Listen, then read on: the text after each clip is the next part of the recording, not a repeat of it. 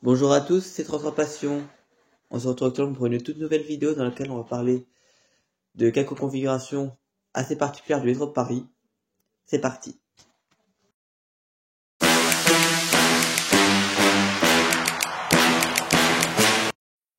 Avant que la vidéo commence, je t'invite, si ça n'est pas déjà fait, à t'abonner à la chaîne YouTube, à activer la cloche de notification.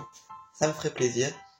À liker et à commenter si tu as d'autres idées de vidéos, alors d'autres trucs à dire sur ce sujet. C'est parti.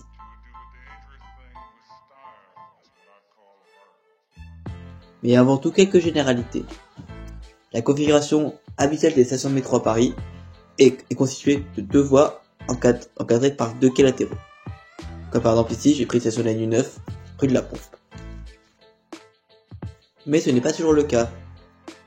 En effet, certaines stations ont une configuration bien plus particulière. En effet, certaines stations ont 3 ou 4 voies. Comme par exemple la mairie d'Ivry qui a 3 voies avec un quai latéral et un quai en îlot. En effet, ces stations sont soit le terminus de leur ligne, comme par exemple mairie d'Ivry qui est le terminus de la ligne 7, ou plus précisément une branche de la ligne 7 avec un prolongement en tiroir.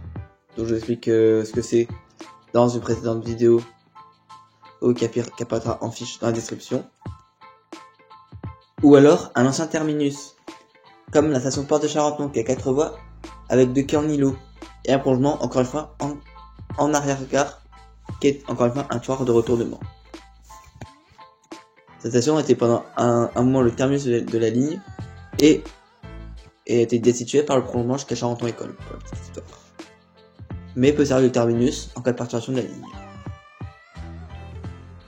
Maintenant, on va s'attarder sur quelques stations qui ont une configuration typique d'un terminus, mais qui n'ont jamais été le terminus de leur ligne. Comme par exemple la station Lourmel sur la ligne 8. Cette station a 3 voies avec un quai latéral et un quai en îlot. Alors beaucoup penseront que c'était un terminus de la ligne 8, enfin le terminus de la ligne 8, pardon, mais ce n'est pas du tout le cas. En effet, la voie de droite est en impasse et sert de raccordement aux ateliers de Javel, qui sont les ateliers de maintenance de la ligne 8. Nous avons ensuite la station Varennes sur la ligne 13, qui a encore une fois c'est la même configuration que la station de Lourmel, sauf que la voie de droite est en effet ce que j'appelle la voie la voie qui permettait au train de repartir dans l'autre sens. Alors, c'est pas, cette voie part de l'ancienne boucle d'Invalide et se jette sur la ligne après Varennes.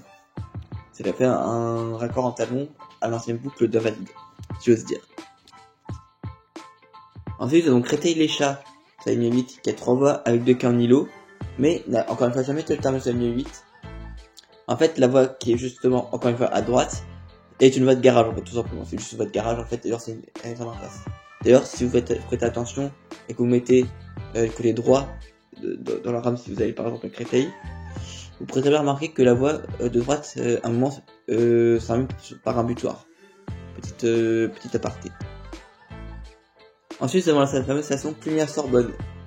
Beaucoup d'entre vous se demandent à quoi sert cette voie flanquée qui se trouve entre les deux voies qui servent à la ligne. Eh bien, c'est en fait un raccordement à la ligne 4. Alors, ouais, va pas très bien, mais on peut un peu distinguer, c'est la voie qui se trouve en noir sur l'image. Ensuite, nous avons des configurations un peu particulières, qui ne sont pas des configurations que je présentais précédemment, mais qui sont autre chose. Ensuite, nous avons la fameuse station Porte Dauphine, que je vous ai présentée dans la précédente vidéo sur les différents types de terminus dans le métro que vous allez avoir ou à revoir. En effet, vous savez certainement que c'est une boucle type raquette, avec 2 demi-stations reliant entre par une voie que près le train pour repartir dans l'autre sens, mais elle est particulière celle-ci. En effet, elle pose, comme je l'ai dit précédemment, une voie sans quai qui sert de garage, et une voie avec un quai qui termine le butoir. En effet, le problème c'est que cette boucle est hyper célèbre que la présente la petite ceinture, le RERC aujourd'hui, avec une deuxième voie dans la boucle avec 30 de pleine négociée tout simplement. Ensuite, nous avons la station Kléber qui atteint 4 voies avec 2 quais en îlot. J'avais un peu oublié celle-ci tout à l'heure, mais je m'attarde dessus tout simplement parce que si vous vous souvenez bien de la précédente vidéo, vous avez dit que la station Charles de Gaulle Étoile qui est le terminus de la ligne 6 est très contrainte, fait qu'elle n'a qu'une seule voie avec 2 quais. Et la station Kléber est en fait le terminus technique de la ligne. C'est pas un terminus aménagé, enfin c'est pas un ancien terminus de la ligne 6. Et c'est justement un terminus aménagé pour les conducteurs qui vont changer de rame. Donc, les conducteurs terminus qui sont changement de rame. Je pense que ça va être pas. Ensuite, nous avons la fameuse station Villiers sur la ligne 3 qui a cette configuration. Alors, à première vue, rien d'intéressant sur cette station, mais vous avez remarqué qu'elle a spécialement les voies qui sont surbaissées par rapport à la normale. Et là, la raison est très faible. En effet, vous avez remarqué une boucle, l'ancienne boucle Van Dyck. En effet, le Villiers était terminus pendant un moment de la ligne 3 de 1904 à 1910, et la boucle du Van Dyck servait au retournement des rames. Et en fait, il faut savoir que dès le début, elle était construite d'un coup. La station était construite d'un coup. On voit le passage sur la ligne 2. Alors, je ne vais pas rentrer trop dans les détails parce que sinon on va un peu faire du hors-sujet. Mais si vous voulez avoir la raison précise de cette configuration, la chaîne du Ferrovipat a traité le secret de la ligne 3 et parlant de cette station. Et donc ça va faire un peu de parallèle avec ma chaîne. N'hésitez pas à la voir.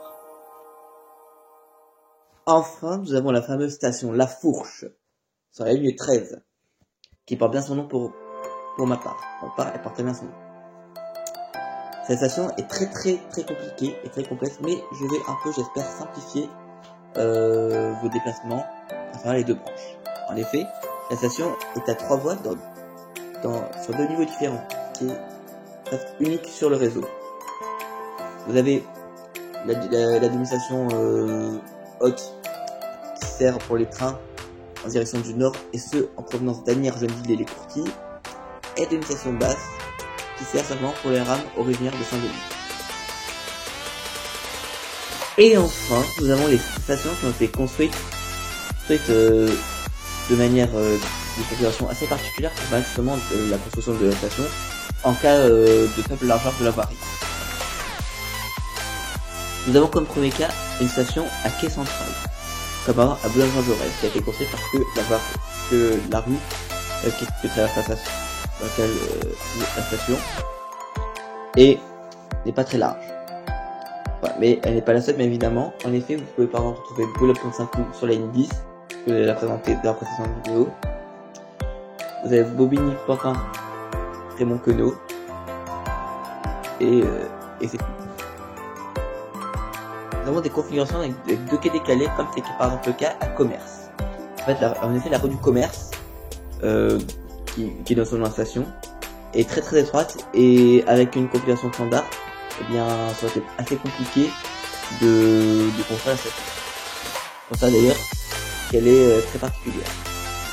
D'ailleurs, vous avez remarqué que les rames s'arrêtent dans la demi-station rencontrée. Mais Commerce n'est pas la seule station à être construite de la sorte.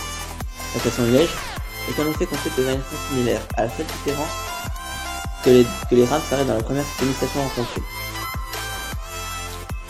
Mais c'est pas les seules stations à être construites de ce type. C'est par exemple la station Palais Royal Musée du Louvre sur la ligne 7 et Anatole France sur la ligne 3, qui sont construites de manière assez similaire, sauf que les quais sont partiellement décalés.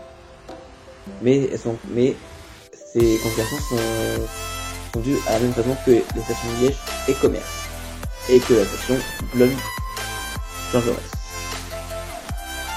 Enfin, je ne peux pas terminer cette vidéo par certainement la configuration la plus bizarre, si je veux dire, du réseau, la station Mirabeau sur la ligne 10. Cette station ne dispose que d'un seul quai en direction de Gare d'Austerlitz. En direction de Boulogne-Saint-Cloud, c'est simplement une rampe. Donc voilà ce que ça donne en image. Vous voyez très bien ici le quai en direction de Gare d'Austerlitz et là la rampe de Mirabeau. Et en fait, s'il n'y a pas de station de l'autre côté, simplement, s'il y a une rampe simplement pour ne pas fragiliser les fondations de l'église d'Auteuil. Et s'il y a toujours pas de station sur cette rampe, parce que avant, à l'époque, il n'y avait pas beaucoup de puissance, et il fallait bien qu'ils franchissent à pleine vitesse la rampe de Mirabeau, sans avoir de s'arrêter et repartir en arrière. Et avec une station, ça aurait été tout simplement impossible, et c'est pour ça que la station est bien construite de cette manière. Voilà, donc la vidéo touche à sa fin. J'espère qu'elle vous aura plu, qu'elle vous aura bien évidemment intéressé. Si c'est le cas, n'hésite pas à t'abonner à la chaîne, bien évidemment, à activer la petite cloche, à commenter avec un minimum de respect. je tiens à préciser, à liker. Déjà, je vous retrouve la semaine prochaine, ou peut-être, déjà, je vous retrouve la semaine prochaine, oui. Mais pour une nouvelle vidéo, ou alors, je sais pas trop quand, mais on se retrouve pour une prochaine vidéo. Ciao!